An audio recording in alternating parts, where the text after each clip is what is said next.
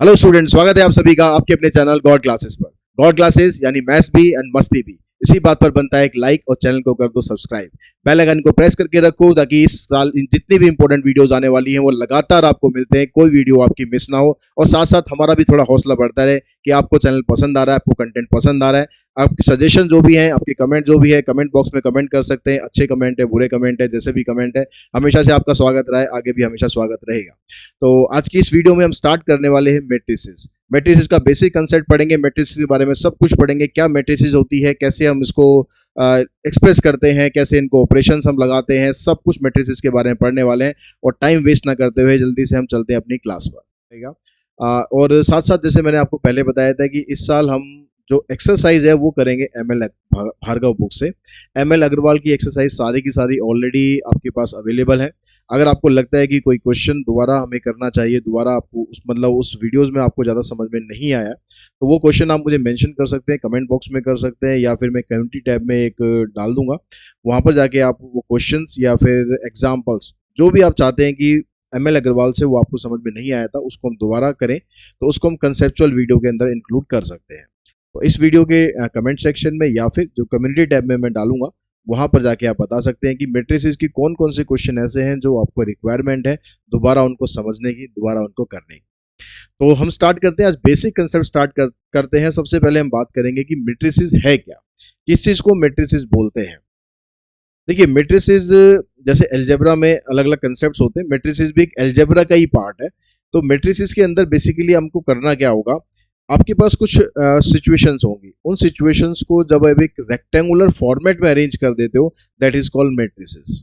तो मैट्रिसेस की अगर डेफिनेशन की भी बात करें तो मैट्रिसेस क्या है, a rectangular arrangement of m n element in form of an ordered set of m rows, each row consisting of an ordered set of n element is called a matrix of order m by n. ठीक है, थोड़ा theoretical हो गया, कोई बात नहीं। ठीक है, अब इसको प्रैक्टिकल से समझते हैं कि ये इसका मतलब क्या है, क्या ये आपको बताना चाह रहा है, क्या ये आपको कहना चाह रहा है। देखिए, अब एक सिचुएशन ले लेते हैं, हम एक प्रैक्टिकल सिचुएशन ले लेते हैं कि let Amit has 8 books and 5 pens. Amit के पास 8 बुक है और 5 पेन है। ऋषभ के पास 7 बुक है और 6 बुक है एंड 7 पेन है। और रितिका के पास 4 बुक है और 10 पेन है। इस सिचुएशन को आपको मैट्रिक्स अलजेब्रा की फॉर्म में कन्वर्ट करना है। तो कैसे हम इसको कन्वर्ट कर सकते हैं, देखिए यहाँ पर आपके पास 3 पर्सन है, उन तीनों पर्सन के नाम आपने लिख लिए यहाँ पर। कहाँ भाई पेन, इधर आ जा। थोड़ा थिकनेस कम कर दें, इसकी थिकनेस कहाँ से है इसकी, ये जी। ठीक है, चलिए। तो हमने क्या करा, यहाँ पर जो नाम लिखे, नाम लिखा हमने पहले अमित, उसके बाद फिर दूसरा नाम क्या है यहाँ पर ऋषभ,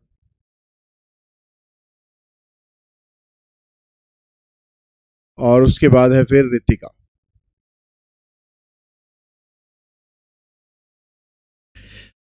अब इनके पास जो यहाँ पर स्टेशनरी है, जो इनके पास सामान है, क्या क्या है, तो बुक्स है और पेन्स है। तो यहाँ पर लिख लो आप बुक्स, यहाँ पर लिख लो आप पेन्स। तो अमित के पास कितनी बुक है, ठीक है, इसको मैट्रिक्स अलजेब्रा की फॉर्म में हमें कन्वर्ट करना है। अमित के पास 8 बुक्स है, तो यहाँ पर लिखेंगे आप 8, यहाँ पर लिखेंगे आप 5। और ऋषभ के पास 6 बुक्स है, 7 पेन है। रितिका के पास 4 बुक है और 10 पेन है। तो इस सिचुएशन को जब आप इस फॉर्मेट में लिख देते हो और साथ में इस तरह की ब्रैकेट टाइप हम लगाते हैं, ये मैट्रिसेस का सिंबल होता है। ब्रैकेट नहीं है ये, ठीक है, मैट्रिसेस का सिंबल होता है। इस सिचुएशन को जब हम इस फॉर्मेट में कन्वर्ट कर देते हैं, इसी को बोलते हैं मैट्रिसेस। तो इसकी जो ये टेक्निकल टर्म है, इससे ज़्यादा आपको घबराने की जरूरत नहीं है कि क्या क्या यहाँ पर लिखा हुआ है। ठीक है, आई थिंक आपको क्लियर हो गया होगा कि मैट्रिक्स का मतलब क्या है कि रेक्टेंगुलर अरेंजमेंट, एक रेक्टेंगुलर अरेंजमेंट होना चाहिए। अब इस रेक्टेंगुलर अरेंजमेंट के अंदर यहाँ पर जब हम इसको हॉरिजॉन्टली ऐसे काउंट करते हैं, तो इसको बोलते हैं रो। तो अगर हम इसको देखें तो ये बन गई हमारी फर्स्ट रो, इसको अगर देखें तो ये बन गई आपकी सेकंड रो, और इसको देखें तो ये बना आपका थर्ड रो। ये 3 रो बन गई। अगर हम इसको वर्टिकली देखते हैं तो वर्टिकली क्या होता है, वर्टिकली ये बनता है कॉलम 1, ठीक है, कॉलम लिख देते हैं अभी पूरा कॉलम 1, और ये बन गया आपके पास कॉलम 2। तो किसी भी सिचुएशन को जब आप इस फॉर्मेट में अरेंज कर देते हो दैट इज कॉल्ड मैट्रिसेस।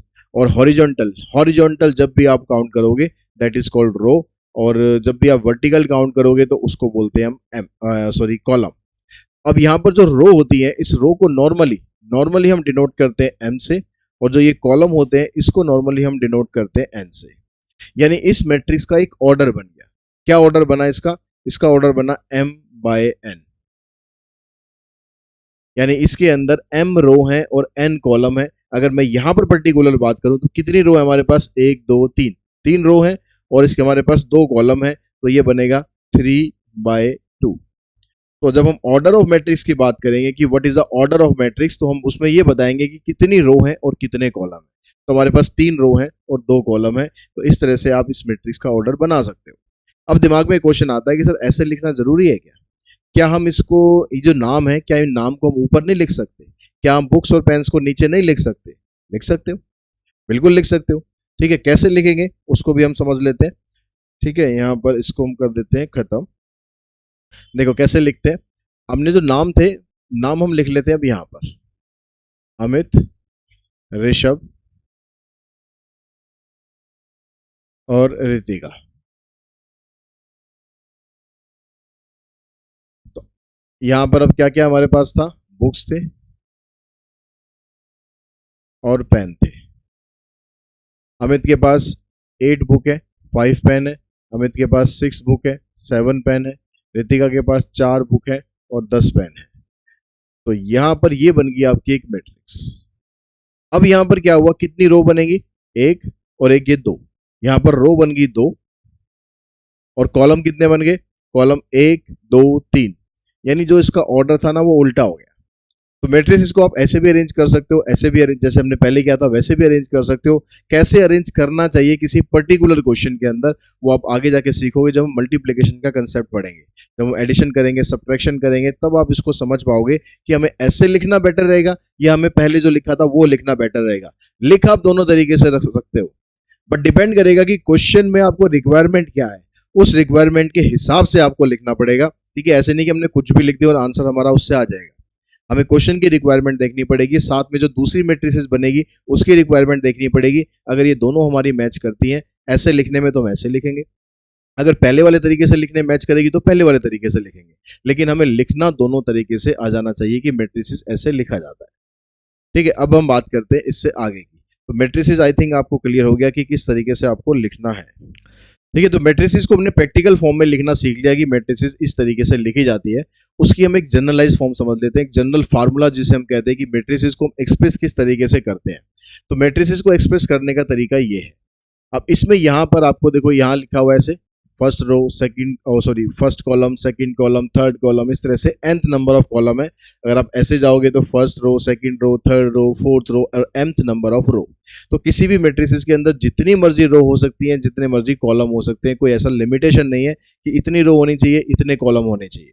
लेकिन मोस्ट ऑफ द टाइम हम ज्यादातर तीन रो या 3 कॉलम वाले क्वेश्चंस करेंगे ज्यादातर। ठीक है, लेकिन हो कुछ भी सकता है उसमें। अब यहाँ पर जब हम इसकी जनरलाइज फॉर्म लिखते हैं तो इसको हम क्या लिख रहे हैं? यहाँ पर ये वाला जो एलिमेंट है इसको हम दिखा रहे हैं A11। A11 का मतलब क्या हुआ? यहाँ पर जब हम ऐसे लिखते हैं A11, हम लिखते हैं A12 या हम लिख रहे हैं A31, तो इसका मतलब क्या है? ये उस एलिमेंट का एक पर्टिकुलर एड्रेस आपको बता रहा है। ठीक है, एक एड्रेस आपको बता रहा है कि जहां से आप उस एलिमेंट तक पहुंच सके। अगर आप किसी के घर जाते हो तो घर में जाने पर आपको क्या चाहिए? उसका एड्रेस चाहिए। आप किसी पर्सन के घर जा रहे हो, आपको उसका एड्रेस चाहिए कि उसका एड्रेस क्या है, कौन सी गली में है, कौन सा मकान नंबर है, ये सब चाहिए। तो यहाँ पर ये एलिमेंट क्या करते हैं? ये हमें एड्रेस ही बता रहे हैं। ये पोस्टमैन का काम कर रहे हैं, ये पोस्टमैन का काम कर रहे हैं और हमें एड्रेस बता रहे हैं। कैसे बता रहे हैं?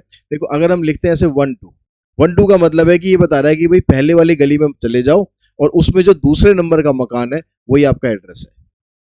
अगर लिख रहा है वो 3 1, तो 3 1 कह रहा है भाई थर्ड नंबर जो गली है उसमें चले जाओ और उसमें जो पहले नंबर का मकान है उसमें चले जाओ। वो आपके जो एलिमेंट आएगा, यानी जिस पर्सन से आप मिलना चाह रहे हो वो पर्सन आपको वहां पर मिल जाएगा। तो अगर हम किसी मैट्रिक्स के अंदर मान लो लिखते हैं, मान लो मैंने एक मैट्रिक्स लिखी 1 3 5 2 1 3, और मैंने कहा कि भाई मुझे यहाँ पर चाहिए जो दूसरी गली में तीसरे नंबर पे रहता है ना, दूसरी गली में तीसरे नंबर पे जो मकान है वहां पर कौन रहता है वो मुझे पता लगाना है। तो मैं क्या करूंगा, दूसरे नंबर की गली कौन सी बनेगी, दूसरे पहले हमेशा रो होगी, ठीक है, पहले हमेशा रो होगी, दूसरे नंबर की गली हमारे पास ये है और तीसरे नंबर का मकान उसमें ये है, यानी ये वाला कॉमन एलिमेंट है, ये 3 नंबर जो है ये इस मकान पे रहता है, इसको जाके हम पकड़ लेंगे कि भैया हम तेरे घर पे आ चुके हैं, अब चाय पानी का प्रबंध कर दे। ठीक है, समझ में आई बात, कि जो एलिमेंट है ना वो हमेशा हमें आपका जो जिसके घर हम जाना चाह रहे हैं, जिस एलिमेंट के वैल्यू निकालना चाह रहे हैं, उसका आपको एड्रेस बताता है कि भाई इस एड्रेस पे आप चले जाओ तो ये पर्सन आपको यहाँ पर मिल जाएगा। तो जब भी आप किसी भी एलिमेंट को लिखोगे तो आप इसका मतलब है कि आप ये बता रहे हो कि इस रो में और इस कॉलम में उस एलिमेंट की वैल्यू क्या है। ठीक है, अगर मान लो मैं यहाँ पर निकालना चाहूँ कि भाई थर्ड रो में सेकंड मकान जो है ना वो किसका है, तीसरी गली में जो सेकंड नंबर का मकान है वो किसका है। लेकिन जब मैं यहाँ पर जाता हूँ तो मैं यहाँ पर देखता हूँ कि भाई एक गली तो है और यहाँ पर दूसरी गली है, तीसरी गली नहीं है। अब तीसरी गली नहीं है तो उसके अंदर मकान भी नहीं होगा, तो इसका मतलब है ना ये बंदा फ्रॉड बंदा है, ये फ्रॉड बंदा है, इसने हमें मकान नंबर जो है ना ये गलत दे दिया है। ठीक है, डॉक्यूमेंट्स में इसने जो लिखवा दिया है गलत लिखवा दिया, पैसे लेके ये भाग गया, अब इसका कुछ नहीं कर सकते आप, क्योंकि एग्जिस्ट ही नहीं करता, तीसरी गली नहीं है, जिस कॉलोनी में हम जा रहे हैं वहाँ तीसरी गली नहीं है, वहाँ दूसरा मकान ही नहीं है, तो भैया बंदा ही एग्जिस्ट नहीं करता, तो पैसा अगर दे दिया तो उसे वो पैसा तुम्हारा डूब जाएगा। तो किसी भी सिचुएशन के अंदर जब भी आप एलिमेंट लिखते हो तो एलिमेंट से आपको पता चलेगा वो कौन सी रो के अंदर है और कौन से कॉलम के अंदर है। तो यहाँ पर ये सारे आपने एलिमेंट ही लिखे हुए, A11, A12, A13, इस तरह से करते करते A1N तक। तो अब ये जो पूरी फॉर्म है, क्या हमें इसे हर बार ऐसे लिखना पड़ेगा? इसका भी एक छोटा तरीका होता है, इसको भी एक कॉम्पैक्ट फॉर्म में हम लिख सकते हैं। कैसे लिखेंगे? हम लिखेंगे ऐसे A=AIJ। अब ये जो आई जे है ये क्या मतलब है? आई जे यहाँ पर ये जो नंबर्स हम लिख रहे हैं ना, यहाँ पर A11, 1, 2, 3, 1, ये इसको रिप्रेजेंट करता है। जो पहले वाला नंबर है वो किसको रिप्रेजेंट करेगा? रो को रिप्रेजेंट करेगा, यानी आई जो है वो रो को रिप्रेजेंट करेगा और जे कॉलम को रिप्रेजेंट करेगा। इसलिए आई की और जे की जो वैल्यू है वो कैसे कैसे हो सकती है? आई की वैल्यू 1 से लेकर मैक्सिमम m तक हो सकती है। m का मतलब नंबर ऑफ रो, कि इसके अंदर कितनी रो है। अगर उसके अंदर 4 रो हैं, 5 रो हैं, 6 रो हैं, जैसे यहाँ पर हम बात कर रहे थे, यहाँ पर टोटल मिलाकर 2 रो थी, तो जो आई की वैल्यू है वो मैक्सिमम 2 हो सकती थी। जैसे ही हम आई की वैल्यू 3 पर पहुंचे तो वो तो बंदा ही फ्रॉड निकला, ठीक है, वो तो एग्जिस्ट ही नहीं कर रहा है, तो इसका मतलब आई की वैल्यू 3 नहीं हो सकती। इस वाली पर्टिकुलर मैट्रिक्स में आई की वैल्यू मैक्सिमम 2 हो सकती है। जितनी किसी भी मैट्रिक्स के अंदर रो होंगी उतनी ही आई की वैल्यू होगी मैक्सिमम, और जितने उसके अंदर नंबर ऑफ कॉलम होंगे उतनी ही जे की वैल्यू होगी।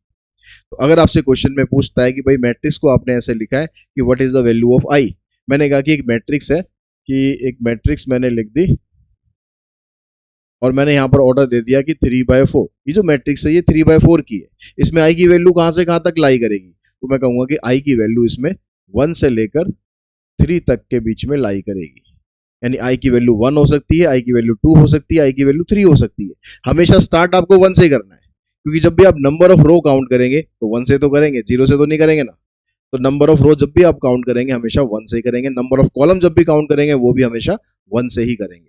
और 1 से लेकर आपको कहां तक जाना है? जितने नंबर ऑफ रो होंगे उतनी आई की वैल्यू होगी, जितने नंबर ऑफ कॉलम होंगे उतनी जे की वैल्यू होगी। तो इस तरीके से आप ये मैट्रिक्स की जो जनरल फॉर्म है वो लिख सकते हैं, इसकी एब्रिविएटेड फॉर्म है वो लिख सकते हैं। किसी भी मैट्रिक्स को जब भी हम डिनोट करते हैं तो हमेशा capital letter of English alphabet से डिनोट करते हैं। A B C D कुछ भी आप लिख सकते हो, लेकिन कैपिटल लेटर से ही डिनोट करना है, ठीक है, स्मॉल से इसमें डिनोट नहीं करना आपको। दूसरी कंडीशन क्या है? Order of the matrix is having m rows and n number of column is m/n। ये ऑर्डर जैसे हमने पहले भी डिस्कस किया कि किसी मैट्रिक्स के अंदर कितनी रो हैं या कितने कॉलम हैं, उसके अकॉर्डिंग उसका जो ऑर्डर है वो डिसाइड होता है। अगर उसके अंदर 2 रो हैं 3 कॉलम है, जैसे यहाँ पर बात हो रही है कि 2 रो हैं इसके अंदर 3 कॉलम है, तो इसका ऑर्डर बनेगा 2/3, ठीक है। और अगर 3 रो होंगी 2 कॉलम होगा तो ऑर्डर बनेगा 3/2। तो ऑर्डर जब भी लिखना है बस ऐसे लिख के छोड़ देना। दूसरी चीज ये है कि ऑर्डर जब सबसे पूछेगा ना, तो यहाँ पर जैसे इस मैट्रिक्स की अगर मैं बात करूं तो ऑर्डर में जब आप लिखेंगे तो लिखेंगे सिंपल 2/3। मल्टीप्लाई नहीं करना है भाई, मल्टीप्लाई मत कर देना इसको। मल्टीप्लाई आप करोगे तो इस सिचुएशन पे आ जाओगे जिसमें आपको पता चलेगा नंबर ऑफ एलिमेंट कितने हैं, इसमें मल्टीप्लाई किया जाता है। इसमें 2/3 यानी 2 × 3 को मल्टीप्लाई करके लिखेंगे 6। इसमें मल्टीप्लाई करके ही लिखना है और इसमें बिना मल्टीप्लाई करके लिखना है। इन दोनों में कंफ्यूज होने की जरूरत नहीं है। जब भी आपको ऑर्डर बताना है, ऑर्डर बताने में आपको मल्टीप्लाई नहीं करना है, आपको सिर्फ बताना है कि 2 रो है 3 कॉलम है 2/3 लिख के छोड़ दो, खत्म, ऑर्डर खत्म। लेकिन जब आपसे पूछा जाएगा कि भाई उसके अंदर कितने एलिमेंट है, नंबर ऑफ एलिमेंट कितने हैं, तब आप बताओगे भैया 2 इंटू 3 6 होता है, तो इसके अंदर 6 एलिमेंट है, 1 2 3 4 5 6, ये टोटल मिलाकर 6 एलिमेंट्स इसके अंदर है। इस तरीके से आप नंबर ऑफ एलिमेंट्स फाइंड कर सकते हैं। आई होप यहां तक आपको सब कुछ क्लियर हो चुका होगा। फिर भी कुछ क्लियर नहीं है तो वही कमेंट बॉक्स है, कमेंट बॉक्स में कमेंट करके बता देना। कोई दिक्कत आई तो डेफिनेटली हम उसको दूर करने की कोशिश करेंगे। अब इससे रिलेटेड एक क्वेश्चन ले लेते हैं कि यहाँ पर आपको एक मैट्रिक्स दे रखी है और आपको इसकी वैल्यूज फाइंड करके इसको सॉल्व करना है। तो यहाँ पर हम फिर आ जाते हैं कि हमें कुछ एड्रेस दिए गए, क्या वो एड्रेस सही है या नहीं है। अगर वो एड्रेस सही है तो उस पर जो बंदा रहता है उसका पता लगा लो, बस खत्म कहानी। अब यहाँ पर देखो कैसे पता लगाएंगे, यहाँ B21 का मतलब है कि सेकेंड रो फर्स्ट कॉलम, तो सेकेंड रो आपके पास ये है, फर्स्ट कॉलम आपके पास ये है, तो इसमें जाएंगे तो वैल्यू आ गई आपके पास 8, इसकी वैल्यू आ गई 8 प्लस 32। थर्ड रो जाएंगे, थर्ड रो हमारे पास ये है और सेकंड कॉलम हमारे पास ये है। इन दोनों का जो कॉमन पार्ट है वो आ गया 1, तो ये आ गया 1। फिर माइनस का साइन लगाएंगे, 1 3 का मतलब है कि फर्स्ट रो में जाएंगे और थर्ड कॉलम पे जाएंगे तो एलिमेंट बनेगा 2, तो यहाँ पर पुट कर देंगे 2, 8 और 1 9, 9 में से 2 गए 7, आंसर आ गया हमारे पास इसका 7। ठीक है, बहुत आसान है, बस आपको पोस्टमैन का काम करना आ जाना चाहिए कि पोस्टमैन का काम कैसे होता है, कैसे आप एड्रेस ढूंढते हो, बाकी तो इसमें कुछ है ही नहीं। अब यहां पर कहते हैं कि एक मैट्रिक्स आप बनाओ। अब मैट्रिक्स दी नहीं है, आपको बनाने का काम करना है, मैट्रिक्स बनानी है। कैसे बनाओगे, यहां पर कहता है कि जो AI J है वो 2I माइनस J के बराबर है। अब मैट्रिक्स जो आपको बनानी है वो कौन सी बनानी है, 2/2। 2/2 का मतलब हुआ क्या, इसके अंदर 2 रो है और 2 कॉलम है। ठीक है, 2 रो हो गई और 2 कॉलम हो गए। अब यहाँ पर जो हम एलिमेंट लिखेंगे, पहला एलिमेंट क्या लिखेंगे हम, यहाँ लिखेंगे A11। ठीक है, फर्स्ट रो फर्स्ट कॉलम। यहाँ पर क्या आएगा A12, first row second column. यहाँ पर क्या आएगा A21, यहाँ पर क्या आएगा A22। तो ये 4 एलिमेंट है, इनकी वैल्यू आपको निकालनी है और वैल्यू निकाल कर यहाँ पर आपको पुट करना है। अब A11 जब हम निकालेंगे तो कैसे लिखेंगे, यहां पर लिखा है AI J की वैल्यू है 2I माइनस J। तो जब आप A11 लिख रहे हो तो इसका मतलब क्या हो रहा है कि I की वैल्यू भी 1 है और J की वैल्यू भी 1 है। उन दोनों वैल्यूज को उठाकर आप यहां पर पुट कर दो, 2 इंटू में 1 माइनस 1, तो कितना आ गया 2 माइनस 1 यानी 1। तो A11 की वैल्यू तो 1 आ गई। अब A12 की वैल्यू निकालो।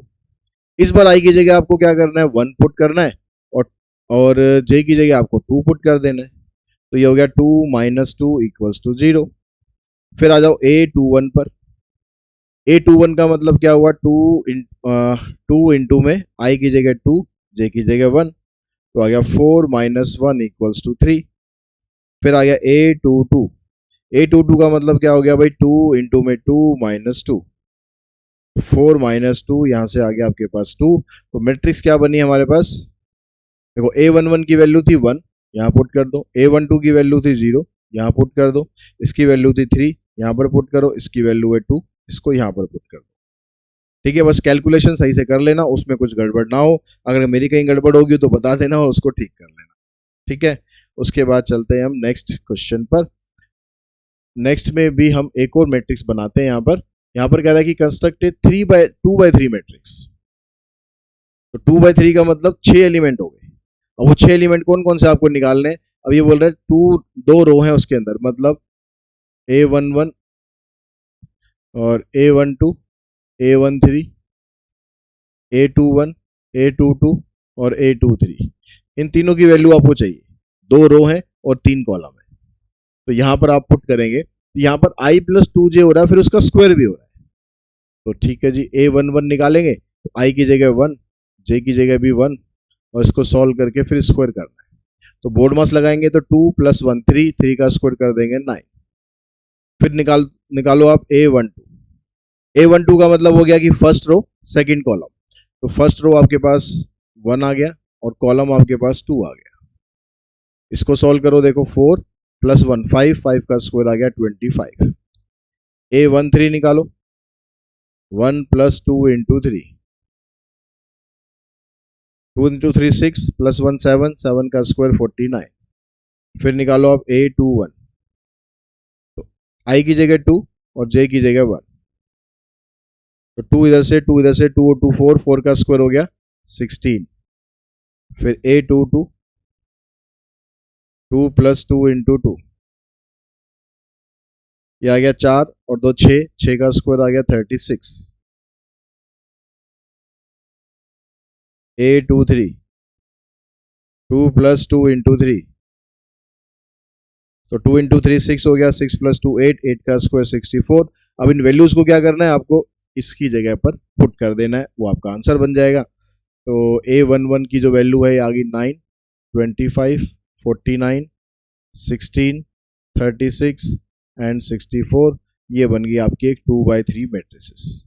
तो क्वेश्चन बड़े आराम से अभी कर सकते हो, ठीक है। इस तरह के जो भी क्वेश्चन एक्सरसाइज में होंगे आप बड़े आराम से इनको कर सकते हो, कोई दिक्कत वाली बात है ही नहीं। अब यहां पर कहता है कि एक मैट्रिक्स जो है उसके अंदर 18 एलिमेंट्स है। मैट्रिक्स के अंदर 18 एलिमेंट्स है। 18 एलिमेंट्स का मतलब क्या हो गया, उसकी जो नंबर ऑफ रो और नंबर ऑफ कॉलम है उन दोनों का मल्टीप्लीकेशन 18 के बराबर आना चाहिए। What are the possible order it can have, तो पॉसिबल ऑर्डर क्या क्या हो सकते हैं। पॉसिबल ऑर्डर क्या हुआ, आपको क्या करना है 18 के फैक्टर लिख देना है बस। तो एक लिख देते हैं 1 × 18, इसको मल्टीप्लाई करेंगे 18 ही आएगा। और 2 × 9, 3 × 6, 4 से तो जाएगा नहीं, 5 से नहीं जाएगा, 6 से जाएगा फिर से, तो यहाँ 6 × 3, 9 × 2 एंड 18 × 1। तो ये 6 इसके पॉसिबल ऑर्डर आ सकते हैं। बस आपको ये ध्यान रखना है मल्टीप्लाई करने पर 18 आ जाए, जो भी पॉसिबिलिटी है वो सारी उठा के लिख दो। फिर आगे कहता है कि what if it has 11 element, if it has 11 elements. अब 11 एलिमेंट्स होंगे तो 11 के फैक्टर लिख दो। अब आपको पता है 11 तो एक प्राइम नंबर होता है, तो दो ही फैक्टर आएंगे, तो 1 × 11 और एक 11 × 1। तो ऑर्डर इसका क्या बनेगा, 1 × 11 या फिर 11 × 1। प्राइम नंबर अगर आएगा तो बस दो ही ऑर्डर आएंगे हमेशा, ठीक है। प्राइम नंबर आएगा तो दो ही ऑर्डर आएंगे, 1 × 11, 11 × 1। इसी तरीके से मान लो 7 है तो 1 × 7, 7 × 1।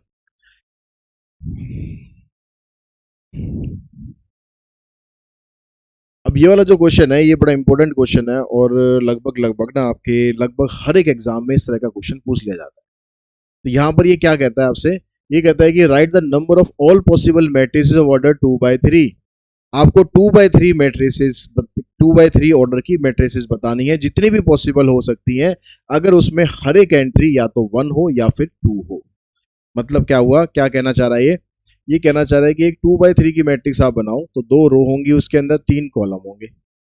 अब इसके अंदर आप या तो 1 रख सकते हो या 2 रख सकते हो।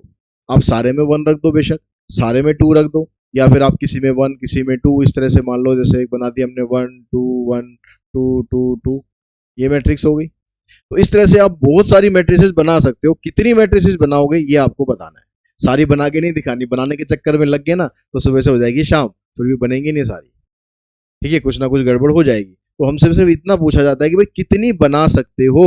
अब कितनी बनाने के लिए आपको जाना पड़ेगा 11th क्लास में। 11th क्लास में आपने पढ़ा था एक fundamental principle of counting, permutation and combination में। पढ़ा था या नहीं पढ़ा था वो तो आपको ज्यादा पता है, हाँ, लेकिन पढ़ा होना चाहिए। तो ये क्वेश्चन फिर बड़े आराम से आप कर लोगे। नहीं पढ़ा हुआ है तो भी कोई टेंशन नहीं, मैं समझा रहा हूँ, बता रहा हूँ कि कैसे इसको करना है। देखिए यहाँ पर जो पहले वाला प्लेस है आपका, इस प्लेस पर ये कह रहा है कि या तो आप 1 रख सकते हो या 2 रख सकते हो। तो कितने ऑप्शन अवेलेबल हुए इस प्लेस के लिए, हमारे पास 2 ऑप्शन अवेलेबल हुए कि या तो 1 रख सकते हैं या 2 रख सकते हैं। तो हमने यहाँ पर ऑप्शन लिखने हैं, हमारे नंबर नहीं लिखना, ये 2 नहीं है, ये कहीं आप ये समझो कि जो बड़े वाला नंबर है वो लिखना है, ये 2 नहीं है, ऑप्शंस है। अगर मैं यहाँ पर 0 और 1 भी लिखा होता तो भी यहाँ पर हम 2 लिखेंगे, ठीक है। दूसरे प्लेस पर जाओगे, यहाँ पर कितने नंबर है हमारे पास रखने के लिए, यहाँ भी 2 ही नंबर है, तो इंटू में 2 कर दो। फिर से यहाँ पर कितने नंबर है, फिर इंटू में 2 कर दो। यहाँ पर कितने नंबर है, हर जगह हमारे पास 2 ही ऑप्शन है, तो कितने ऑप्शन हो गए, 2 की पावर 6 यानी 64, ठीक है, 2 की पावर 6 यानी 64, यानी आप 64 मैट्रिसेस बना सकते हो इसी टाइप की। अगला क्वेश्चन बिल्कुल सेम टाइप का है, वीडियो को कर दो पॉज और बना के देखो कितनी मैट्रिसेस आप बना सकते हो। ठीक है, अब वीडियो को आप अनपॉज कर दो। अब देखो आंसर आपके साथ मैच कर रहा है या नहीं कर रहा है। आपको जो ऑर्डर है वो चाहिए 2x2। 2x2 मतलब चार आपको प्लेसेस चाहिए, एक ये, एक ये, एक ये और एक ये। चार प्लेसेस चाहिए और इन पर रखने के लिए कितने ऑप्शन है? 1 2 3, तीन ऑप्शन अवेलेबल है हमारे पास। तो इस पे तीन रखेंगे, ठीक है, इस पे भी तीनों ऑप्शन में से कोई भी आ जाएगा, इस पे भी, इस पे भी। तो ये टोटल बनेगा 81। आपका आंसर मैच कर रहा है तो मतलब ये कंसेप्ट आप समझ गए हो। आंसर मैच नहीं कर रहा तो दोबारा फिर इसे थोड़ा सा रिवाइंड कर दो, थोड़ा सा पीछे जाओ, जो मैंने यहाँ समझाया फंडामेंटल प्रिंसिपल ऑफ काउंटिंग उसको समझ लो, फिर करो, फिर डेफिनेटली आपका आंसर आ जाएगा। ठीक है, तो उसके बाद चलते हैं अब हमारे नेक्स्ट कंसेप्ट पर। नेक्स्ट कंसेप्ट में आपको बताया जाएगा कि भाई किस किस टाइप की मैट्रिसेस होती हैं। मैट्रिसेस हमने पढ़ ली, समझ ली, लेकिन ये किस किस टाइप की होती हैं, कौन कौन सी मैट्रिसेस ऐसी होती हैं, उनको हम किस से डिनोट करते हैं, ये सब कुछ हम यहाँ पर डिस्कस करने वाले हैं। सबसे पहले हम बात करें टाइप ऑफ मैट्रिसेस में आती है रो मैट्रिक्स। अब जैसा इसका नाम है कि भाई ये रो मैट्रिक्स, रो मैट्रिक्स मतलब जो रोता हुआ रहता है बंदा, वो वाली बात नहीं कर रहा। रो मैट्रिक्स मतलब रो, एक रो, दो रो, तीन रो, चार रो, इस ये वाली बात कर रहा है, रोने वाली बात नहीं कर रहा। तो अब इसके अंदर रो मैट्रिक्स अगर है तो इसका मतलब हुआ कि इसके अंदर एक ही रो होगी, ओनली ओनली वन रो। तो आप जैसे लिखते हो 1 5 6 9 2, जितने मर्जी आप कॉलम जितने मर्जी बना लो, कोई लिमिट नहीं है, जितने मर्जी बना लो आप, लेकिन रो उसमें एक ही रहेगी। रो को आप चेंज नहीं कर सकते, रो एक ही रहेगी। कॉलम आपका जितने मन करे उतने बना लो, या क्वेश्चन में जितने दिए होंगे उतने बनाने होंगे, वहां मन मर्जी नहीं चलानी। क्वेश्चन में अगर कह दिया कि write the row matrix of which has number of column 5, तो आपको 5 नंबर ऑफ कॉलम ले लेने। और उसका ऑर्डर क्या बनेगा? ऑर्डर जब भी आप बनाओगे इसका रो मैट्रिक्स का, तो बनेगा 1/n। n का मतलब नंबर ऑफ कॉलम। ये जितने भी आपको दे रखे होंगे उतने आपको लिख देना। जैसे 5 कॉलम दे रखे तो 1/5 बन जाएगा, 3 कॉलम दे रखे तो 1/3 बन जाएगा। 1 सेम रहेगा क्योंकि ये रो मैट्रिक्स है, इसके अंदर एक ही रो होती है। ऐसे जब हम कॉलम मैट्रिक्स की बात करते हैं तो कॉलम मैट्रिक्स में एक ही कॉलम होगा, कॉलम आपको एक ही रखना है, इसके अंदर आप रो जितनी मर्जी बना लो, ऐसे जितनी मर्जी आप रो इसमें बना लो, कॉलम इसमें एक ही रहेगा। तो जब हम इसके ऑर्डर की बात करेंगे कि what is the order of column matrix, तो हम यहां पर कहेंगे कि एन m/1। कॉलम आपका एक ही रहना है, रो आप जितने मर्जी बना लो। और कॉलम अगर आपका एक ही रहना है, तो ये ध्यान रखना कि ऑर्डर जब भी लिखोगे पहले रो को लिखना है, बाद में कॉलम को लिखना है। ये गड़बड़ मत कर देना, उल्टा सीधा मत कर देना। पहले आपको रो लिखनी है, बाद में आपको कॉलम लिखना है हमेशा। ठीक है, उसके बाद आती है नल मैट्रिक्स। बड़ी प्यारी मैट्रिक्स है, कोई परेशान नहीं करती, कोई आपको याद करने की, समझने की कुछ भी जरूरत नहीं है। जब कहता है कि नल मैट्रिक्स, या फिर इसका नाम जीरो मैट्रिक्स भी हो सकता है, इसका नाम वॉइड मैट्रिक्स भी हो सकता है, जैसी मर्जी मैट्रिक्स हो, बस सारे एलिमेंट इसके जीरो होने चाहिए, जीरो के अलावा कुछ नहीं होना चाहिए। उसको बोलते हैं जीरो मैट्रिक्स या नल मैट्रिक्स या फिर वॉइड मैट्रिक्स, और इसको डिनोट करते हैं हम कैपिटल ओ से। नॉर्मली ये दिखने में ऐसा लगता है कि जीरो, हम जीरो इसको बोल देते हैं कई बार, लेकिन एक्चुअली में ये ओ होता है। क्योंकि जब भी आप मैट्रिक्स को डिनोट करते हो हमेशा capital letter of English alphabet से डिनोट करते हो, तो ओ जो होता है नल मैट्रिक्स के लिए अलॉट कर दिया गया है। ओ का मतलब नल मैट्रिक्स है, और कुछ इसको नहीं लेना। अब कमेंट बॉक्स में कमेंट मत करना कि सर ले सकते हैं नहीं ले सकते। अगर आपने कुछ और ले लिया तो आपको स्पेसिफाई करना पड़ेगा कि ओ हम इस मैट्रिक्स को ले रहे हैं। अगर आप खाली ओ लिख के छोड़ देते हो, दैट मीन्स अंडरस्टूड हो गया कि वो नल मैट्रिक्स है। उसके बाद आते हैं स्क्वायर मैट्रिक्स। अब ये स्क्वायर मैट्रिक्स क्या भला होती है? अब स्क्वायर आपने पढ़ा है, समझा है स्क्वायर क्या होता है। स्क्वायर में जब नंबर ऑफ कॉलम और नंबर ऑफ साइड्स जब बराबर हो जाती हैं, नंबर ऑफ साइड्स मतलब सॉरी उनकी लेंथ जब बराबर हो जाती है साइड्स की, चारों साइड्स की, तो उसे हम स्क्वायर बोलते हैं नॉर्मल ज्योमेट्री में। तो यहाँ पर क्या है हमारे पास कंसेप्ट में, रो है और कॉलम है। तो अगर हम कहें किसी मैट्रिक्स की रो और कॉलम बराबर है तो वो स्क्वायर मैट्रिक्स है। अगर हम ऐसे लिखते हैं, अगर हम ऐसे लिखते हैं 2 1 3 5, तो इसके अंदर कितनी है? 2 रो है इसके अंदर और 2 कॉलम है, तो ये स्क्वायर मैट्रिक्स है। हम लिखते हैं अगर ऐसे 1 3 5 2 1 6 7 1 5, ये क्या है? 3 रो है इसके अंदर, 3 कॉलम है, यानी जितने नंबर ऑफ कॉलम होंगे उतनी नंबर ऑफ रो होंगी, उस मैट्रिक्स को हम बोलेंगे स्क्वायर मैट्रिक्स। ठीक है, दूसरी बात, स्क्वायर मैट्रिक्स जब हम लिखते हैं तो इसके अंदर ये वाले जो एलिमेंट्स होते हैं, ये वाले जो एलिमेंट्स होते हैं, इनको हम बोलते हैं डायगोनल एलिमेंट्स। इसमें ये होंगे तीनों, इसमें ये दोनों होंगे, इनको हम क्या बोलेंगे? डायगोनल। ठीक है, डायगोनल एलिमेंट्स। अब भाई क्वेश्चन ये आता है कि इन्हीं को क्यों बोलते हैं डायगोनल। स्क्वायर में तो डायगोनल ऐसे भी होता था, तो इसमें नहीं हो सकता क्या ऐसे? नहीं करना इसमें ऐसे। क्यों नहीं करना? क्योंकि डायगोनल एलिमेंट को यहाँ पर मैट्रिसेस में उस एलिमेंट को डिनोट किया जाता है जिसका नंबर ऑफ रो और नंबर ऑफ कॉलम सेम हो, यानी जिसकी गली नंबर उसका मकान नंबर सेम हो, उसको बोलेंगे डायगोनल। तो आप पहली गली में गए पहला मकान डायगोनल, दूसरी गली में गए दूसरा मकान डायगोनल, तीसरी गली में गए तीसरा मकान डायगोनल। ठीक है, यानी जितनी गली पे जाओगे उतने नंबर का मकान उसका डायगोनल एलिमेंट कहलाएगा। अगर आपने उल्टा कर दिया तो फिर यहाँ पर सीक्वेंस गड़बड़ हो जाता है। जैसे हमने ये वाला एलिमेंट लिया, तो ये फर्स्ट रो थर्ड कॉलम, पहली गली में तीसरा मकान, तो यहाँ पर दोनों सेम नहीं आ रहे। दोनों सेम नहीं आ रहे तो ये डायगोनल में कंसिडर नहीं किया जाएगा। इसलिए डायगोनल को जब भी आपको लेना है वो ऐसे ही लेना है आपको। ठीक है, 2 by 2 में ये दोनों होंगे, 3 by 3 में ये तीनों होंगे। अब इसी के बाद आती है हमारे पास डायगोनल मैट्रिक्स। तो डायगोनल मैट्रिक्स एक ऐसी स्क्वायर मैट्रिक्स होती है जिसमें डायगोनल एलिमेंट को छोड़कर बाकी सब जीरो हो जाता है। क्या हो जाता है? बाकी सब जीरो हो जाता है। किसको छोड़कर? डायगोनल वाले एलिमेंट्स को छोड़कर। यानी इन एलिमेंट्स को आप छोड़ दो जो ये ग्रीन बॉक्स के अंदर डाल दिए गए, इनको छोड़ दो, बाकी सब कुछ जीरो कर दो। जैसे यहां पर लिख दूं मैं 1 5, ये जीरो हो गया। ठीक है, यहां पर लिख दूं मैं 2 3 4, बाकी सब जीरो हो गया। इसको बोलते हैं हम डायगोनल मैट्रिक्स।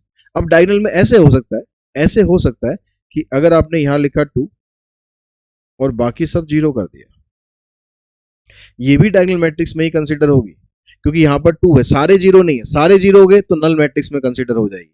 ठीक है, लेकिन ये वाला एक एलिमेंट डायगोनल में से कम एक एलिमेंट नॉन जीरो होना चाहिए। एक से ज्यादा भी हो सकते हैं और एक भी हो सकता है, लेकिन सारे मत कर देना। सारे कर दिए तो फिर डायगोनल नहीं, फिर हम उसको नल मैट्रिक्स बोलेंगे। होती वो भी डायगोनल ही है, लेकिन उसकी जो बेस्ट डेफिनेशन रहेगी वो नल मैट्रिक्स में चली जाएगी अगर सारे एलिमेंट जीरो हो गए तो। अदरवाइज आप डायगोनल को ऐसे भी लिख सकते हो, ऐसे भी लिख सकते हो। ठीक है, उसके बाद आते हैं हम नेक्स्ट मैट्रिक्स पर कि डायगोनल के बाद जो मैट्रिक्स आएगी हमारी। अच्छा, एक चीज और, डायगोनल में जब हम लिखते हैं नॉर्मली तो हम ऐसे लिखेंगे डायगोनल को, लेकिन उसके अलावा जैसे मान लो मैंने डायगोनल एलिमेंट को लिखा 2 3 5, ऐसे लिख दिया, तो कई जगह आपको ये डायगोनल एलिमेंट ऐसे ना लिख के ऐसे लिखी हुई मिलेगी 2 3 5। ये भी डायगोनल एलिमेंट को लिखने का एक तरीका होता है। मैट्रिक्स मैट्रिक्स बताया जाएगा कि आपको ये मैट्रिक्स है और इसमें ये एलिमेंट है और बीच में यहाँ पर कॉमा लगा हुआ है, ये ध्यान रखना। यहाँ पर जब आप लिखते हो तो कॉमा वगैरह कुछ नहीं लगाते हो, लेकिन यहाँ पर जब हम लिखते हैं तो कॉमा लगा के इसको सेपरेट करते हैं। ये डायगोनल का पहला एलिमेंट है, ये दूसरा एलिमेंट है, ये तीसरा एलिमेंट है। तो आप डायगोनल मैट्रिक्स को इस तरीके से भी डिनोट कर सकते हो। ठीक है, उसके बाद आ जाओ नेक्स्ट कंसेप्ट पर। अगर हम डायगोनल मैट्रिक्स में जो डायगोनल वाले एलिमेंट हैं उनको अगर हम सेम कर दें, डायगोनल मैट्रिक्स में डायगोनल वाले एलिमेंट को अगर हम सेम कर दें, यहाँ पर 3 है, यहाँ भी 3 है, यहाँ भी 3 है, इनको अगर हम 3 3 3 कर दें तो जो हमारा बाकी जो है वो तो सारे जीरो रहेंगे। तो इसको हम बोलेंगे स्केलर मैट्रिक्स। स्केलर मैट्रिक्स में जो डायगोनल वाले एलिमेंट होते हैं वो सेम रहते हैं, कुछ भी हो लेकिन सेम रहेंगे। ठीक है, चाहे माइनस में हो, चाहे प्लस में हो, चाहे फ्रैक्शन में हो, चाहे रूट में हो, क्योंकि मैट्रिक्स के अंदर आप सारी वैल्यू लिख सकते हो, सारी रियल एंट्रीज लिख सकते हो, कोई दिक्कत नहीं है।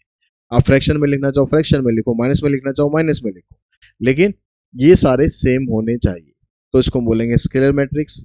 और स्केलर के बाद फिर हम चलते हैं, अगर ये सेम तो है लेकिन साथ में इनकी वैल्यू 1 है, 1 के अलावा कुछ और नहीं है, तो इस मैट्रिक्स को बोला जाता है आइडेंटिटी मैट्रिक्स या फिर यूनिट मैट्रिक्स। दोनों इसी के नाम है और इसको हम डिनोट करेंगे कैपिटल आई से। आई को अगर हम 2 by 2 में लिखते हैं तो ऐसे भी लिख सकते हैं 1 0 0 1। ठीक है, ये 1 है। तो ये वाली जो मैट्रिक्स है ये आइडेंटिटी मैट्रिक्स है ऑर्डर 2 की, यानी इसको आप ऐसे भी लिख सकते हो आइडेंटिटी मैट्रिक्स ऑफ ऑर्डर 2। इसको लिख सकते हैं हम आइडेंटिटी मैट्रिक्स ऑफ ऑर्डर 3। अगर क्वेश्चन में ये स्पेसिफाई नहीं है कि कौन सा ऑर्डर है, तो क्वेश्चन में जो बाकी की मैट्रिसेस चल रही होंगी ना उसको आपको लेके चलना है। अगर उसमें 2 by 2 मैट्रिक्स होंगी तो 2 by 2 लेना है, अगर 3 by 3 चल रही होंगी तो 3 by 3 लेना है। उसके बाद आ जाओ नेक्स्ट। ये तो सारी होगी टाइप ऑफ मैट्रिसेस, इससे रिलेटेड क्वेश्चन समझ लेते हैं। पहले कहता है identity the type of matrices given below and right the order. किस टाइप की मैट्रिक्स है और उसका ऑर्डर क्या है, दोनों चीज आपको बतानी है। तो यहाँ पर देखो एक ही रो है, इसके अंदर एक रो है, तो इसका मतलब ये रो मैट्रिक्स हो गई, रो मैट्रिक्स हो गई, ऑर्डर इसका बन गया 1 by 2।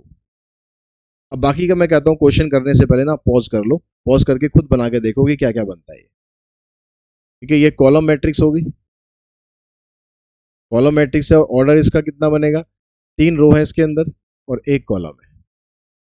यहाँ पर 3 रो है और 2 कॉलम है, तो इस मैट्रिक्स को बोलेंगे रेक्टेंगुलर मैट्रिक्स। ऑर्डर इसका बनेगा 3/2, 3 रो है और 2 कॉलम है। इसमें ये बन गया आपके पास स्क्वायर मैट्रिक्स, इसमें 3/3 ऑर्डर आ गया, 3 रो है इसके अंदर, 3 कॉलम है। ये मैट्रिक्स नल मैट्रिक्स, ऑर्डर इसका बन गया 2/3, 2 रो है 3 कॉलम है। ये वाली मैट्रिक्स यहाँ 1 1 1 है, बाकी सब 0 है, तो ये बन गई हमारी आइडेंटिटी मैट्रिक्स या यूनिट मैट्रिक्स। ऑर्डर इसका 3/3 हो गया।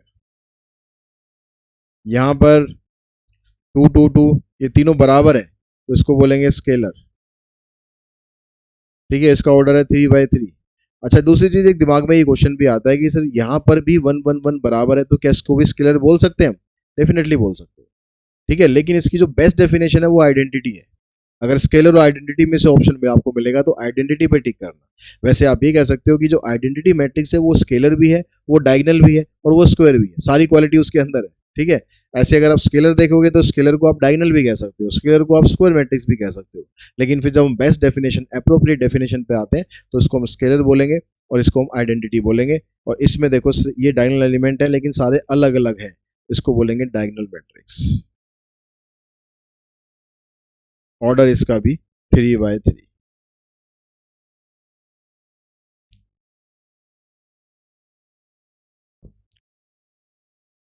इसमें कहता है कि एक मैट्रिक्स है जिसकी टाइप है P/Q। P/Q मतलब नंबर ऑफ रो P है, नंबर ऑफ कॉलम Q है, and R is a row of A। और R क्या है, इसकी एक रो है। तो what is the type of R as a matrix? तो R इसके अंदर एक रो है, एक रो है मतलब इसका मतलब R क्या बन गया, R बन गया हमारे पास एक रो मैट्रिक्स। ठीक है, जैसे मान लो एक छोटा एग्जांपल लेके चल लेते हैं हम कि ये हमारे पास एक मैट्रिक्स है 2/3, 3/2 की। ठीक है, जो यहाँ m/n दे रहा है, P/Q दे रहा है, उसको हमने 3/2 मान लिया। अब इसमें से कहता है कि R इसकी एक रो है, तो मान लो मैंने इसको कंसिडर कर लिया R, तो R सिर्फ एक रो है तो इसका मतलब वो रो मैट्रिक्स बन गई, और रो मैट्रिक्स बन गई तो इसका ऑर्डर क्या बनेगा, ऑर्डर बनेगा इसका 1 बाय, क्योंकि रो मैट्रिक्स है इसलिए एक ही रो रहेगी, तो 1/n। n कितना है यहाँ पर, कॉलम कितने हैं यहाँ पर, 2 कॉलम है, तो इसका यहाँ पर कॉलम कितने हैं, यहाँ पर कॉलम है Q, तो इसका ऑर्डर बनेगा 1/Q। अगर Q की जगह कोई वैल्यू दे दी होती, जैसे वहां पर है तो हम वही लिख देते, अगर वो दे दी होती तो वहां लिख देते 1/2, अगर 3 दे रखा है तो 1/3। यानी जितने नंबर ऑफ कॉलम है वो आपको यहाँ पर लिख देने हैं, और रो मैट्रिक्स है तो इसको 1 लिखना है। If A is a column matrix with 5 रो, अब ए यहाँ पर एक कॉलम मैट्रिक्स है जिसके अंदर 5 रो है। एक कॉलम मैट्रिक्स है तो एक ही कॉलम बनेगा, और 5 रो है इसके अंदर, तो मैं कुछ भी एलिमेंट ऐसे ले लेता हूँ समझाने के लिए कि भाई 5 रो है इसके अंदर। अब यहाँ कहता है then what type of matrix is a row of A. अगर हम इसमें से कोई एक रो ले लेते हैं, मान लो मैं यही वाली रो ले लूँ, तो मेरे पास क्या एलिमेंट बनेगा, एक ही एलिमेंट बनेगा बी। तो ये हमारे पास क्या बन गई, एक स्क्वायर मैट्रिक्स बन गई, स्क्वायर मैट्रिक्स बन गई जिसका ऑर्डर क्या बनेगा, 1/1। एक रो बनेगी इसके अंदर और एक कॉलम बनेगा। आप इसको रो मैट्रिक्स भी बोल सकते हो, आप इसको कॉलम मैट्रिक्स भी बोल सकते हो, आप इसको स्क्वायर मैट्रिक्स भी बोल सकते हो। ठीक है, तीनों में से आप कुछ भी लिखोगे सारे ठीक है। तो जो नेक्स्ट कंसेप्ट है हमारा, उसमें पढ़ते हैं कंपेरेबल मैट्रिसेस क्या होती है और इक्वल मैट्रिसेस क्या होती है। अब बच्चों देखो, जैसे नाम से ही यहाँ पर आ रहा है कंपेरेबल। अब कंपेरेबल मैट्रिक्स होने का मतलब है जिसको हम कंपेयर कर सकें। अब कंपेयर करने के लिए क्या कंडीशन होगी, कंपेयर करने के लिए कंडीशन होगी कि ए जो उसका ऑर्डर है पहली वाली मैट्रिक्स का और जो दूसरी वाली मैट्रिक्स का, दोनों का ऑर्डर सेम होना चाहिए। तो the matrices are said to be comparable और compatible if each one of them contain as many row as column. ठीक है, यानी जैसे मान लो एक हमारे पास मैट्रिक्स आ गई ए,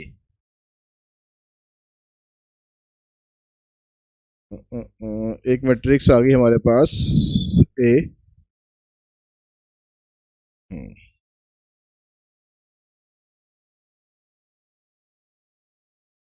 ये आ गया 1 2 5 3 2 7।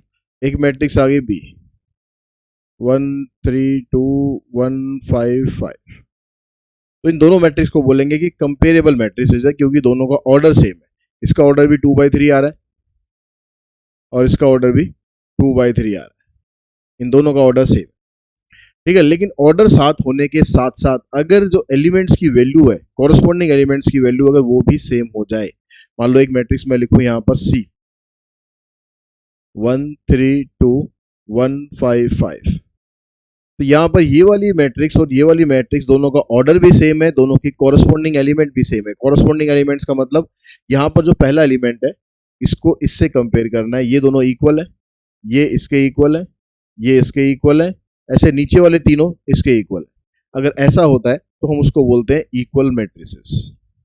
तो दो मैट्रिक्स जो है आपस में तभी इक्वल होंगी जब उनका ऑर्डर सेम होगा और उनके जो कॉरस्पॉन्डिंग एलिमेंट्स की वैल्यू है वो सेम होगी, ठीक है। कॉरस्पॉन्डिंग एलिमेंट्स का मतलब है कि जो यहाँ पर फर्स्ट रो फर्स्ट कॉलम का एलिमेंट है वो यहाँ पर भी फर्स्ट रो फर्स्ट कॉलम का एलिमेंट ही लेना है, तो इसको हम बोलेंगे इक्वल मैट्रिसेस। और दूसरा हम ये भी कह सकते हैं कि every equal matrices is comparable, जितने भी इक्वल मैट्रिसेस होंगी, क्योंकि अगर ये इक्वल होंगी आपस में दोनों, तो इसका ऑर्डर तो अपने आप आपस में इक्वल हो जाएगा। तो every equal matrices is said to be comparable but converse need not be true, मतलब कन्वर्स ट्रू नहीं होगा। हम ये नहीं कह सकते कि every comparable matrices is equal, लेकिन हम ये कह सकते हैं कि every equal matrices is a comparable matrices, ठीक है। अब इससे रिलेटेड क्वेश्चन बहुत आते हैं इक्वल मैट्रिक्स से रिलेटेड। जैसे ये दो मैट्रिक्स दे दी आपस में इक्वल है, तो यहाँ पर ये x y a b c जो भी आएगा इसकी वैल्यू आपको फाइंड करनी होगी। तो उसके लिए हमें कैसे फाइंड करना है? अब इक्वल मैट्रिक्स का कंसेप्ट कहता है कि जो ये वाली वैल्यू है ये इसके बराबर है और ये वाली वैल्यू इसके बराबर है, तो यहाँ -y है, यहाँ 3 है, तो इसका मतलब y की वैल्यू आपको यहां से मिल गई -3। ऐसे ये वाला एलिमेंट इसके बराबर है 3x = 6, x की वैल्यू 2 आ गई। अब वैल्यू तो दोनों हमारी यहाँ पर आ गई है, लेकिन इन वैल्यू से आपको जहां जहां x y और यूज हो रहा है उसको आपको वेरीफाई कर लेना है। जैसे यहाँ x + 2y है, अगर मैं x की जगह y की जगह वैल्यू ये डाल देता हूँ दोनों, इससे -4 आता है या नहीं आता, ये जरूर चेक करना है आपको। जैसे x की जगह डाला हमने 2 प्लस में 2 × y, इसको सॉल्व करेंगे तो -4 आ रहा है, मतलब हमारी ये दोनों वैल्यू ठीक है। अगला एलिमेंट तो आपस में इक्वल है ही, तो आपको हर एक कॉरस्पॉन्डिंग एलिमेंट से वैल्यू या तो निकालनी है या फिर आपको वेरीफाई कर लेनी है, ताकि ये क्लियर हो जाए कि दोनों हर एक जगह से x और y की वैल्यू सेम आ रही है। कभी कभी ऐसा होता है कि यहाँ से आपने वैल्यू निकाली 2 आ गई, यहाँ से वैल्यू निकालोगे 3 आ गई, तो उस केस में हम ये कहेंगे कि x की जो वैल्यू है वो एग्जिस्ट ही नहीं करेगी। अभी यहाँ पर भी ऐसे ही करना है आपको। यहाँ पूछ रहा है find the value of x + y, तो x और y की वैल्यू निकाल के उनको ऐड करना है। लेकिन अब यहाँ पर आपके पास यहाँ पर ये x - y = -1 हो गया, और यहाँ से देखोगे तो ये आ गया 2x - y = 0। अब यहाँ से डायरेक्टली वैल्यू नहीं मिली, लेकिन दो इक्वेशंस आ गई। इक्वेशंस को तो हम सॉल्व कर ही सकते हैं ना, साइन चेंज कर दो इसके, ये कैंसिल, यहाँ पर आ गया -x, इधर से आ गया -1, x की वैल्यू आ गई 1, और x की वैल्यू 1 को अगर आप यहाँ पर पुट करोगे पहले वाली इक्वेशन में, तो आ जाएगा 1 - y = -1, -y = -2, और y की वैल्यू आ गई 2। अब कहता है इन दोनों को x + y करना है, x + y का सम बताना है आपको। तो x की जगह 1 है, y की जगह 2 है, तो x + y हो गया आपके पास 1 + 2, यानी आंसर आ गया 3। इसमें z और w का कोई काम नहीं है, तो उसकी वैल्यू निकालने की जरूरत नहीं है। अब सेम यही कंसेप्ट यूज करके यहां से भी हम वैल्यू निकालेंगे। तो यहां पर a b c d सबकी वैल्यू निकालनी है आपको, तो 2a + b 4 के बराबर हो गया, ये पहली इक्वेशन आ गई। a - 2b ये -3 के बराबर हो गया, ये सेकंड इक्वेशन है। इसके अलावा 5c - d 11, और ये 4c + d 24। अब ये आपके पास सिचुएशंस है, इनको सॉल्व करके ए बी की वैल्यू फाइंड करनी है और सी डी की। तो पहले हम फर्स्ट और सेकंड इक्वेशन को देखते हैं, इसमें भी ए बी आ रहा है, इसमें भी ए बी आ रहा है। तो हम पहले वाली इक्वेशन में अगर हम 2 मल्टीप्लाई कर दें तो ये 2 भी बन जाएगा, ये भी 2 भी है, दोनों आपस में हो जाएंगे कैंसिल। तो इसको 2 से मल्टीप्लाई करेंगे तो सबको करना है, 4 आ गया, 2b, 2 4 = 8, इधर करेंगे आप, आ जाएगा a - 2b = -3। ये कैंसिल, यहाँ से आ गया 5a इक्वल्स टू 5, a की वैल्यू आ गई 1। इस a की वैल्यू को फर्स्ट में पुट कर दो, 2 इंटू में 1 प्लस b इक्वल्स टू 4, यहाँ से b की वैल्यू निकालेंगे, आ जाएगी 2। अब थर्ड और फोर्थ को लो, यहाँ माइनस डी है, यहाँ प्लस में डी है, तो इसमें आपको कुछ मल्टीप्लाई करने की जरूरत ही नहीं है, वैसे ही कट जाएगा ये। तो 5c minus d equals to 11, 4c plus d equals to 24, ये कैंसिल, 5 प्लस में 4 9c, 4 और 1 5, 2 और 1 3।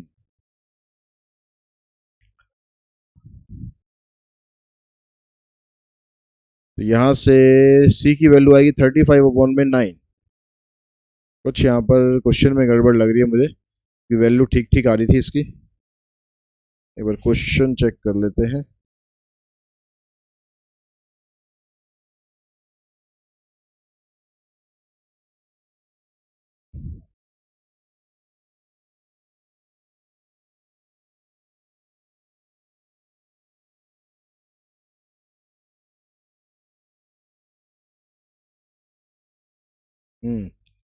क्वेश्चन में गड़बड़ है, यहाँ पर जो लिखा हुआ है ना, ये 4c प्लस 3d है। ठीक है, अगर यहाँ पर 3d नहीं होता इन केस, तो फिर हम वैसे ऐसी वैल्यू निकालते, फ्रैक्शन में वैल्यू आ जाती, तो गलत वो भी नहीं है। लेकिन इस क्वेश्चन में मुझे लग रहा था कि कुछ गलती हो चुकी है, क्योंकि यहाँ पर 3d है, तो यहाँ 3d है, तो इसके हिसाब से हम वैल्यू निकालते हैं। तो यहाँ पर आया 3d। अब यहाँ 3d आ गया, तो फिर हम इसको 3 से मल्टीप्लाई कर लेते हैं, ये हो जाएगा 3 5 जा 15, 3d, और ये हो गया 33। इधर से आ जाएगा 4c प्लस में 3d इक्वल्स टू 24। अब कैंसिल हुआ, 15 प्लस 4 19, c से इसको काटेंगे तो आ जाएगा 3, 19 से काटेंगे तो। अब 3 यहाँ पर पुट कर दो आप थर्ड में, 5 इंटू में 3 माइनस डी इक्वल्स टू 11, तो 5 3 जा 15 माइनस डी इक्वल्स टू 11, यहाँ से d की वैल्यू निकालेंगे, आ जाएगी 4। तो a की वैल्यू 1 आ गई, b की 2 आ गई, c की 3 आ गई, और d की वैल्यू 4 आ गई। तो मैट्रिसेस में जो हमारा कंसेप्ट था, आज की इस क्लास में हम यहीं तक करते हैं। उसके बाद जो नेक्स्ट क्लास होगी, जो उसके अंदर एक्सरसाइज करेंगे इसकी ML अग्रवाल से।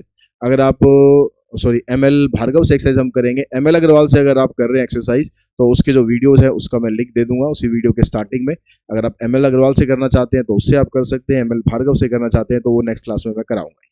ठीक है, उसके बाद जो ऑपरेशनल मैट्रिसेस है नेक्स्ट वीडियो में वो डिस्कस करेंगे। आज की इस वीडियो में इतना ही। अगर आपको चैनल पसंद आता है, वीडियोस पसंद आते हैं, चैनल को लाइक करें, वीडियो को सब्सक्राइब करके चैनल को सब्सक्राइब करके रखें, और बेल आइकन को प्रेस करके रखें। आज की इस वीडियो में इतना ही। Thanks all of you.